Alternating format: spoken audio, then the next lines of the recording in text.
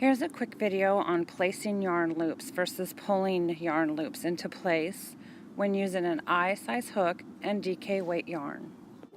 The hook size determines the size of the loops that you'll be making, which in essence decides the size of the stitch you'll be making. So you want to use the neck of the hook when you are making your stitches, even when you're chaining. I'm pulling it up to the neck, the bulky part of the neck of the hook. And here I'm going to show you, if you're placing a loop, your working yarn should slide across your finger, and none of the previous chains or stitches when you get to stitches should change size at all. All the loops I've previously done are finished and the size they should be. Now, if I hold it too tight and I don't let that working yarn slide, if you watch the loop right here, it actually gets a little bit smaller. I'll do that again. So if I hold the working yarn tight and I pull, I'm going to over exaggerate here, but if I give it a pull, it's really going to make that next loop smaller. And here I'll do a few more really tight chains by pulling loops instead of placing them. So right here we have the pulled loops from the chain, and then right here we have the placed loops in the chain, and you can see the airiness between them. It makes it easier also for the hook size to get back into it. If you're really having to work when you crochet, then you're crocheting too tight. It should be a nice smooth movement, and you should be able to get a rhythm going when you're crocheting. And here I'll just redo my chain so that I've got a loose chain, or not a loose chain, but a I size hook chain.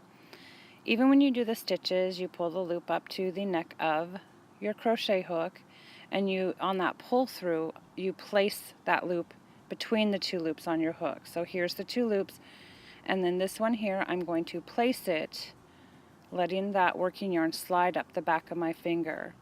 Now, if I pull it, go in, and I'm holding the working yarn tight, my first loop turns out tight, and then when I pull it, it changes the size of those loops on my hook.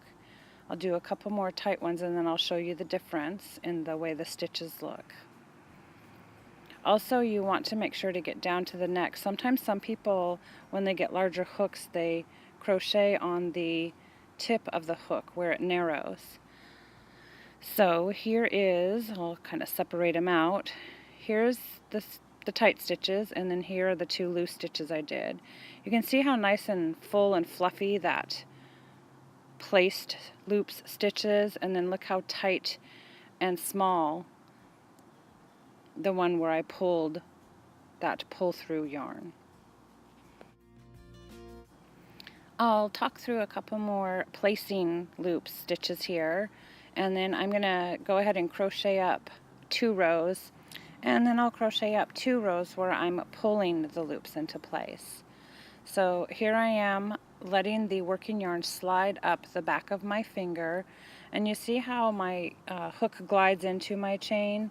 Even when I get to the stitches, if I've pulled my loops, it's going to be hard for me to get my hook back in the tops of those stitches.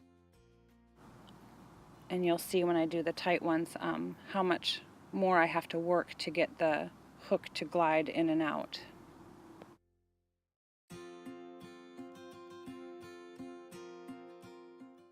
And here are the 2 rows of placing the loops. I'm going to speed the filming up just a little bit so I can quickly get through this 2 rows of doing it tight. And I did chain extra tight as well, and you can see that each time I go into the chain I kind of have to pull it over my hook. If you're having to do that, then that means that you have pulled your loops into place.